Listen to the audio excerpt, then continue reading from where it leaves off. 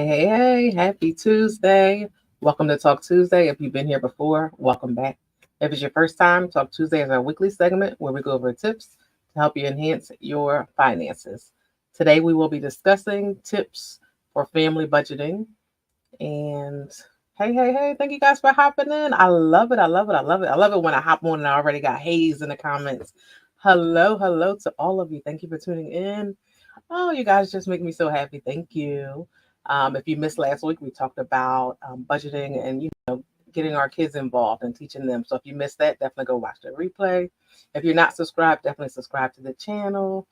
Give these videos a thumbs up. I appreciate you all for being here. Hello. You need to see my shirt. It says Coach D helped me enhance my finances. It's a new shirt that I got a sample of to see if I liked it. Customers or clients of mine who might want to, possibly get that shirt, or if you get to, a certain level in the program, maybe you might get one for free. So this is a shirt that I just got. So, yep, you love it. Thank you so much. I appreciate it. Yep, I love it too. I really, really do. We're trying different things though. Thank you. Thank you for noticing. That is so cool. I appreciate it. Hello. So, tips for family budgeting. So, let me know in the comments, do you have a family budget? And when we say family budget, we are referring to your household. So it's just like, maybe if you are, two adults and you have children, then that could be your family. That could be adults who live with parents or parents who live with adults. It could be whoever's in the household because we have to make it work because we are all a family. It could be, maybe you have parents who maybe they don't live in your home, but you're still responsible for them. Maybe a family that's a parent that might be in a facility. You're responsible for them. You have to care for them. They need things, a lot of times, not a lot of times. So previously, I worked in Department of Human Services. So I'm aware of that aspect of things. So I understand when they go into the facility, majority of their money is for their stay. So when they need other things outside of, the normal stuff that's provided by the facility, you have to provide those things. So when you have parents who are in that situation, you have to consider that in your budget as well. So whatever your budget is, definitely let me know. If you have one for your family. I know you have a personal one, but do you have one for your family? Yes, is that on the website yet? Not yet. I should add it to the website. Okay. All right. I'll add it. Thank you. Yes, we have a family budget. Awesome. So that's what we're going to talk about today. I'll have 3 tips. So we're going to go over them. I don't keep you. So, number one, I have that, it's very important for you to have a family budget because it helps you, the family to be stable, to have that stability, to know what's going on. We are able to, talk and work things out together. So, knowing that we're working as a family, you might know, I know that we're paying this bill. You know that we're paying this bill. We're getting together. We're looking at it. We're looking at the numbers. We see what we're all responsible for. So, depending on your household, depending on the income, someone might make more, someone might make less, and you might make the same amount, but maybe you're required to give different amounts. So, whatever your family setup is, that's how you would figure out your family budget. So, what you would do is, we know our bills. So let's say you guys know my favorite number. What? $2,000. So let's say that your household bills are 2,000. I mean, I'm sure probably more than that, but just for instance, for the sake of numbers, maybe somebody might be responsible for giving 1,000, and somebody else is responsible for giving 1,000, or somebody could be responsible for giving 500, and somebody else giving 1,500. But knowing those numbers will help you guys to, understand that we have to get this money together to cover all of our bills. This is what has to be paid. This is what has to be covered. This is what we need to keep the house flowing. So, and then it's important for us to know these numbers because how can we be prepared and having that budget and meeting to really look at the bills because we should all be looking at the bills together if we're all responsible for them. So not one person who's like hogging the bills and like, look, give me give me $1,500 for these bills. No, we should all know what's going on. We should all understand that way. We know like this is real. We got to pay this. Our due dates are, so we all know what our due dates are. We all know what's going on. We know when we have to get this money in, so then we can make sure that everything is paid on time. We don't have to worry about any notices, any late fees, because Coach Lee hates late fees. Those and over the limit fees, overdraft fees in general. It's just wasted money. So sitting down and looking at it definitely will help you to, avoid unnecessary fees because we want our money to go to things that we love and enjoy, and fees are not it. Let's see. Number two, shared decision making. So if we look at it together, we see what's going on, we can kind of decide things ourselves. Like, so let's say we look at the cable bill, and then we've got HBO, we've got Stars, we got Cinemax, we got Prime, we've got Hulu, we got all these things connected to our stuff. Now let's say actually looking at the bills and talking about it, we might be able to say like, okay, so do you watch this, do you watch that, I don't watch this, or I don't watch this, you know what I mean? So working together, you can see things and decide like, okay, so we don't need these channels, we can save this money here by doing this, or you know um just looking at everything. So just understanding, and you guys can decide together, not someone saying, well, this bill's too high, we're cutting this out. You know what I mean? Make it about the family. Decide together, work together, use it for like community, build that in your family. So look at those bills together to really decide what's best for you all. Um, you know, Cable, I use that as an example because a lot of times that's something that is usually cut, from bills when necessary.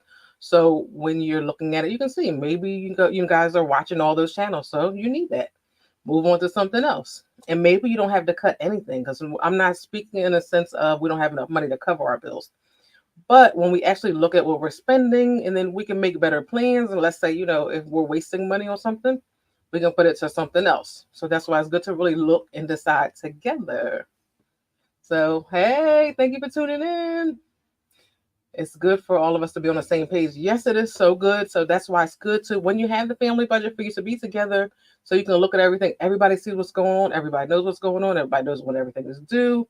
So just knowing, so it's not, don't have any type of issues or feelings because one person deciding everything, or you got rid of that channel that I I watch all the time, or so talk about it with your family. Cable has gotten very expensive. Yes, yes, yes, it has. So can I tell y'all a secret? Let me know in the comments before I tell y'all. But cable has gotten very, very expensive. The price keeps going up and up and up, and then they don't give you like, extra stuff. Really, they just charge you different prices for more and more. But the same things, you're not getting anything new. Every little thing has a fee. So, yes. All right. Do tell, yes. So my secret is, right. So we moved a while ago, right? So our old cable plan, the cable boxes were included in the cable plan, right? So then the new plan, like when you switch over, anybody new coming in or anybody who updated their stuff, they have to pay for every cable box. So what I did, I just held on to our boxes. I never updated, never got anything new, never requested anything. I just been doing our thing. So we've been locked in at the old price, and they'll send us like a message like, okay, it's time to update, or your box is out of date, your box is out of style, or whatever like that. Guess what? We're still watching all our channels, and we are saving all that money from, having the other plan, from update for what? Why? If this box is still working and then we're still watching all of our channels, why would I pay more to get a new box and to pay monthly for that box? So I've been doing that. I've been saving that money because there are ways to save. So find ways to save. Things happen. Eventually, I'm sure they'll make it so that box doesn't work at all for us, and then then we'll have to. But guess what? We've saved this money for a couple of years now. The box has been doing what it's supposed to do. So that was something that I wanted to share that with you guys. But yeah, so you have to do what's best for you. Number three. For having tips for having a family budget is, hold on, I had to get rid of cable and start streaming. Yeah, I heard streaming is really, really good. Tell me, what streaming do you use? Maybe that can help others, and I'll read the comment out loud for people who might be watching or watching the replay so they can learn about other services. Just to charge you more is no good. Yes, they charge you more for everything. They charge you for every box. Then they start giving you a little bit of like your Wi-Fi. I don't know like the specifics of the Wi-Fi, but they start giving you like maybe less. I don't know how to get into that speak, but so you're paying for such and such, and then they will say, okay, so if you need more, it's going to cost you more. But you were giving me more, so now you pull it back. You charge me more to give me what I already had. So stuff like that just kills me with things. But anyway, so to get to number three, um, Family budgets is a great way to have shared budgets. I mean, shared goals. It's a great way to have shared goals. So, for shared goals, you're working together on things. Now, we've already talked about earlier having that, that budget, that plan, working together, understanding the bills, knowing the due dates, knowing how much stuff costs. But then you can set goals as a family. It's like, okay, so we know our household bills is 500. We maybe you. I don't know. It depends on how comfortable you are with your family. I don't know if you share, exact amount of money you make, exact amount of money you bring in, but you guys can share, like, okay, so let's plan a family vacation. So now we know, all right, for all of us, the group cost is going to be such and such. So you can break it down to whereas, everybody has to pay $1,000 or, for themselves or whatever you guys set up. But you can set that money aside, include that in your household budget. That way everybody can go on the trip. And then nobody has to at the last minute figure out where we're going to get this money from, or such and such can't go because they didn't have the money. Maybe talking about it as a family, maybe someone else can put a couple of dollars extra, or maybe everybody can put a couple of dollars extra to make sure everybody can go, everybody can enjoy the vacation. um you know Different things. So your goal could be, maybe in your household you have a child that's going to be going to college. You can add that goal into your budget for the household and start putting that money aside.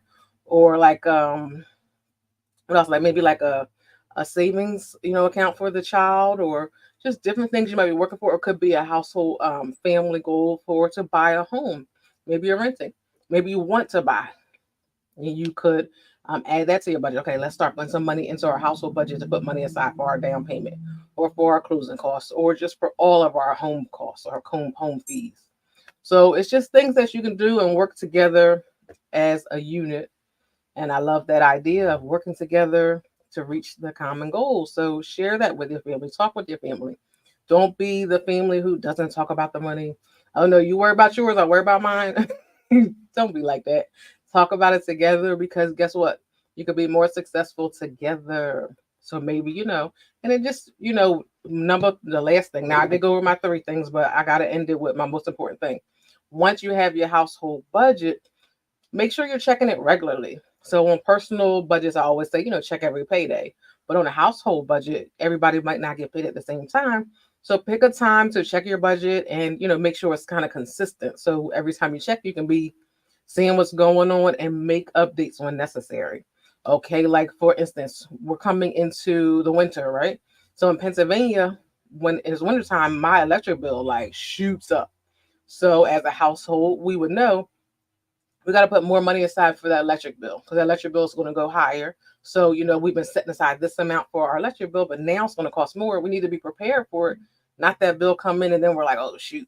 Whereas, we're not planning for it. No, plan ahead. You know what you go through. You know what to expect. Certain things hit around a certain time of the month. I mean, a certain time of the year. And then we have, the holidays coming up. We got to prepare for that. If you haven't started on that, definitely get started on that. Don't forget that in your budget. Um, thank you for the great tips. But yeah, I'm just see right, just trying to think of everything so I don't forget before I get off. But just think of everything. Make sure you have a family budget, a household budget. It is very beneficial to you. If you need somewhere to keep it, a storage, or write it down, I do have a family budget on my website, and I have a personal budget. So it depends on which one. It's a digital template that you can use online and plug your numbers in, and you'll see everything, and it'll go over different things and things you might not have even thought about. So go check it out. If I was thinking beforehand, I could have put the link in the comments, but I don't have it on me. So I can get it after and throw it in the comments. But if not, go to my website, enhancingyourfinances.com, and go to the budget shop, and you'll see a lot of the digital tools I have that can help you on your budgeting journey.